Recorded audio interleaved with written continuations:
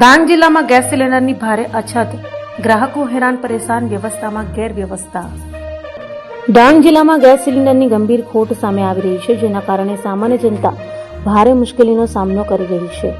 આવા તરફથી ભરેલા ગેસ સિલિન્ડર લઈ આવતો આઈસર ટેમ્પો વઘઈ ખાતે એક જગ્યાએ ઊભો રાખવામાં આવે છે, જ્યાં ગેસ બાટલા ઉતારવાની પ્રક્રિયા પણ ગેરવ્યવસ્થિત રીતે ચાલી રહી છે.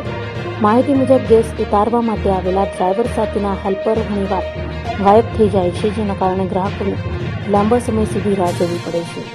ગેસ સિલિન્ડર લેવા આવેલા લોકો કલાકો સુધી ઊભા રહી કંટાળી જાય છે, છતાં યોગ્ય રીતે સેવા મળતી નથી. બીજી તરફ ઓટીપી સિસ્ટમ પણ યોગ્ય રીતે કાર્ય કરતી નથી અને ગ્રાહકોને ઓટીપી ન મળતા તેઓને ગેસ મળવામાં વિલંબ થાય છે અને વારંવાર ચક્કર કાપવા પડે છે. આ સમગ્ર પરિસ્થિતિને કારણે લોકોમાં ભારે રોષ ફેલાયો છે. સ્થાનિક લોકોએ માંગ ઉઠાવી છે કે સંબંધિત ગેસ એજન્સી અને પુરવઠા વિભાગ દ્વારા તાત્કાલિક કાર્યવાહી કરી વ્યવસ્થા સુધારવામાં આવે, જેથી ગરીબ અને ગ્રામ્ય વિસ્તારોના લોકોને સમયસર ગેસ સિલિન્ડર મળી રહે. વિકાસના દાવાઓ વચ્ચે મૂળભૂત સુવિધાઓ માટે લોકો હજુ પણ સંઘર્ષ કરી રહ્યા છે.